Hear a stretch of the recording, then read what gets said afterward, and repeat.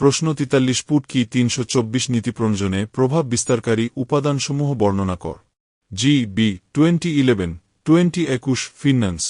নীতি প্রণয়নে প্রভাব বিস্তারকারী উপাদান বলতে বোঝায় সেই সব অভ্যন্তরীণ এবং বাহ্যিক বিষয়গুলোকে যেগুলোর ওপর ভিত্তি করে একটি প্রতিষ্ঠানের দীর্ঘমেয়াদী নিয়মকানুন বা পলিসি তৈরি করা হয়।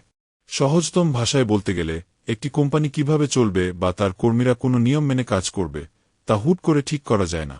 এই নিয়ম বা নীতিগুলো তৈরি করার সময় ব্যবস্থাপককে অনেক কিছু মাথায় রাখতে হয়, যেমন প্রতিষ্ঠানের লক্ষ্য কি, পকেটে কত টাকা আছে, সরকার কি বলছে, কিংবা বাজারের অন্যান্য কোম্পানিগুলো কি ধরনের নিয়ম চালাচ্ছে। এই যে বিষয়গুলো নীতিনির্ধারকের চিন্তা বা সিদ্ধান্তকে বদলে দেয় বা নিয়ন্ত্রণ করে, সেগুলোই হল নীতি প্রণয়নের প্রভাব বিস্তারকারী উপাদান। একজন নতুন শিক্ষার্থীর জন্য বিষয়টি এভাবে বোঝা সহজ। ধরুন আপনি আপনার পড়াশোনার জন্য কিছু নিয়ম বা নীতি বানাতে চান। এখন এই নিয়ম বানানোর সময় আপনাকে দেখতে হবে আপনার পড়ার উদ্দেশ্য কি, পরীক্ষায় ভালো করা নাকি কেবল জ্ঞান অর্জন, আপনার হাতে কত সময় বা সম্পদ আছে এবং আপনার শিক্ষকরা আপনাকে কি পরামর্শ দিচ্ছেন। এই সব কিছুর ওপর ভিত্তি করেই কিন্তু আপনার পড়ার নিয়মটি তৈরি হবে।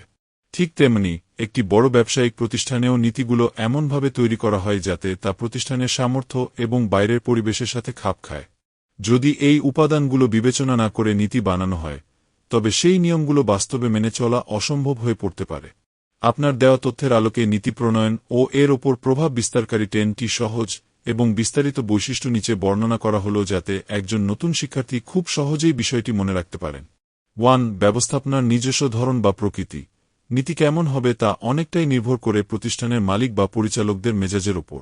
যদি প্রতিষ্ঠানে গণতন্ত্র থাকে, তবে নীতিগুলো হয় নমনীয় এবং কর্মীবান্ধব। আর যদি পরিচালনা ব্যবস্থা একনায়কতান্ত্রিক হয়, তবে নিয়মগুলো হয় খুব কড়া এবং রক্ষণশীল। 2. ব্যবসায়ের মূল লক্ষ্য ও উদ্দেশ্য। নীতি সবসময় প্রতিষ্ঠানের উদ্দেশ্যকে অনুসরণ করে। যদি আপনার উদ্দেশ্য হয় সমাজসেবা, তবে আপনার নিয়মগুলো হবে অনেক উদার। কিন্তু যদি উদ্দেশ্য হয় কেবল বেশি মুনাফা লাভ, তবে নীতিগুলো হবে অনেক বেশি হিসেবী ও কঠোর। 3. সরকারের আইন ও বিধিনিষেধ। একটি কোম্পানি চাইলেই নিজের খেয়ালখুশি মতো সব নিয়ম বানাতে পারে না। দেশের প্রচলিত আইন, শ্রম আইন এবং সরকারি ট্যাক্স নীতি মাথায় রেখে প্রতিষ্ঠানের নীতিমালা তৈরি করতে হয়। সরকারি হস্তক্ষেপকে মেনে নিয়েই সব নিয়ম চূড়ান্ত করতে হয়। 4. আর্থিক সামর্থ্য ও বাজেট। আপনার প্রতিষ্ঠানের পকেটে কত টাকা আছে তার ওপর নীতির ধরন বদলে যায়। অনেক টাকা থাকলে আপনি কর্মীদের বোনাস বা সুবিধার বিষয়ে উদার নীতি নিতে পারেন। কিন্তু টাকার অভাব থাকলে আপনাকে প্রতিটি ক্ষেত্রে করা ও মিতব্যয়ী নিয়ম বা নীতি গ্রহণ করতে হবে। 5. প্রয়োজনীয় উপকরণের সহজলভ্যতা। একটি নীতি বাস্তবায়ন করতে গেলে বিভিন্ন লজিস্টিক সাপোর্ট বা সরঞ্জামের প্রয়োজন হয়। আপনার হাতে কি কি সম্পদ বা যন্ত্রপাতি আছে বা ভবিষ্যতে পাওয়া যাবে কিনা তা বিবেচনা করেই বাস্তবমুখী নীতি তৈরি করা হয়।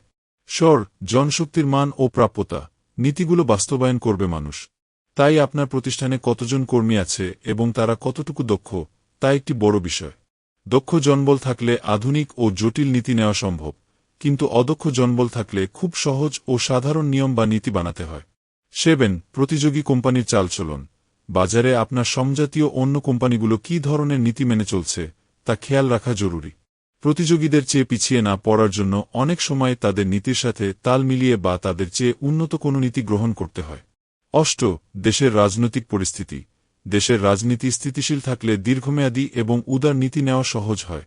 কিন্তু রাজনৈতিক অস্থিরতা বা হরতাল অবরোধের মতো অবস্থা থাকলে ব্যবস্থাপককে অনেক সতর্ক হয়ে এবং পরিস্থিতির সাথে মানানসই রক্ষণশীল নীতি তৈরি করতে হয়। 9. সামাজিক ও সাংস্কৃতিক মূল্যবোধ। যে সমাজে ব্যবসাটি অবস্থিত, সেই সমাজের মানুষের রুচি, ধর্ম এবং সংস্কৃতিও নীতি প্রণয়নে প্রভাব ফেলে।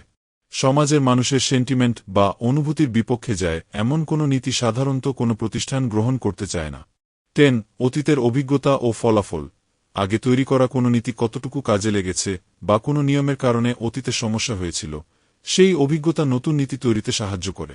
পুরনো ভুলগুলো শুধরে নিয়ে আরও কার্যকর ও আধুনিক নীতিমালা তৈরি করা হয়। আমি কি আপনাকে একটি বাস্তব উদাহরণের মাধ্যমে, যেমন একটি কোম্পানির ছুটির নীতি বা বেতন কাঠামো, এই উপাদানগুলো কিভাবে কাজ করে তা আরও বিস্তারিতভাবে বুঝিয়ে দিতে পারি?